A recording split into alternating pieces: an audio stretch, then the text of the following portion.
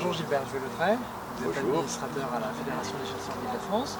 Aujourd'hui c'est une journée un peu particulière, c'est une formation pour la chasse à l'arc. Alors la FICIF, c'est la Fédération interdépartementale des chasseurs d'Île-de-France.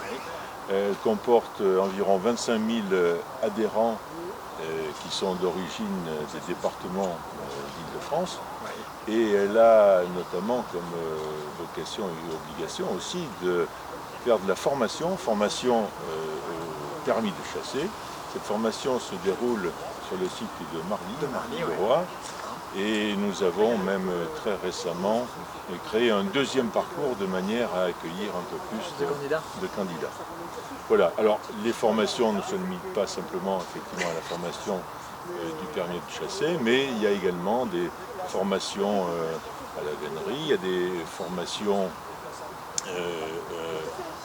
comme aujourd'hui à la chasse à l'arc ici, il y a des formations également au piégeage.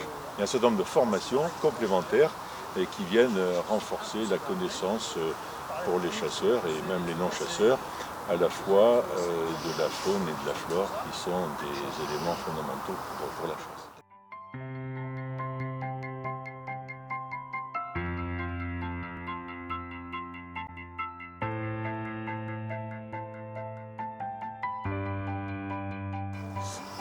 Bonjour Didier Gavins. Bonjour. Vous êtes directeur de la Fédération des chasseurs d'Île-de-France. Nous sommes à Marly-le-Roi. Il s'organise aujourd'hui une journée de formation à la chasse à l'arc. C'est possible de chasser à l'arc en France. Comment ça se passe pour quelqu'un qui a envie de passer ce permis de chasser pour chasser à l'arc avec la FICIF? En fait, il n'y a pas de permis de chasser, c'est une attestation de formation. Pour chasser à l'arc, il faut être titulaire du permis de chasser classique, assurance, validation, et puis avoir suivi une journée de formation obligatoire. Ces journées de formation obligatoire en fait, sont organisées par les fédérations dans chaque département. Et nous, à la FICIF, en fait, on a choisi de s'appuyer sur l'association des chasseurs à l'arc d'Île-de-France, la CAF. Donc, dont le président est Michel Legout. Alors pour plusieurs raisons. La première, c'est que on a à l'intérieur de CAF deux archers d'exception, donc Jean-Michel Armand et Michel Legout, qui nous ont accompagnés d'abord au niveau fédéral en tant qu'administrateurs chacun, et puis ensuite ils ont toujours été présents pour défendre la chasse à l'arc. Ils ont participé à l'évolution et à la naissance, on va dire, de la chasse à l'arc en France. Donc il ne fallait pas se priver de ces talents.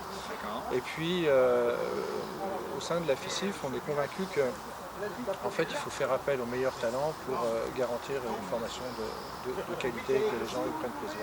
D'accord. Et alors justement, pour être dans l'hyper concret, quelqu'un qui a envie de passer et d'avoir cette attestation pour chasser à l'arc, comment est-ce qu'elle peut le faire? Elle va se déplacer à la fédération? Elle téléphone, non ça suffit, elle téléphone à la fédération. Christine se fait un plaisir de prendre sa communication, de le noter. Et puis en fait, on organise 6 journées de formation obligatoires tout au long de l'année. Alors à Marly, à Grisi dans le Val d'Oise et à Boutigny dans l'Essonne, pour essayer d'être au plus proche des chasseurs. Et donc ces journées se déroulent sur un laps de temps relativement dense, parce que le matin c'est une journée de formation théorique et l'après-midi, comme on le voit, c'est une journée de pratique. Quelqu'un qui a envie de s'y mettre, est-ce qu'il faut qu'il révise quelque chose en particulier avant, ou tout va se passer dans cette journée? Non, rien à réviser avant, c'est une journée d'initiation, de sensibilisation, et je pense qu'après en fait le but c'est d'aller au-delà de la journée de formation obligatoire, parce que c'est pas parce qu'on a une demi-journée de formation théorique et une demi-journée de formation pratique qu'on aura décoché une dizaine de flèches, qu'on sera archer. Donc en fait, moi ce que je conseille, c'est d'aller après vers des associations, CAF en particulier en Île-de-France, et là ils seront accueillis par, on va dire, des gens très sensibles, très à l'écoute, et puis ils seront accompagnés pour le choix du matériel, pour le choix des territoires, pour l'évolution technique, la progression.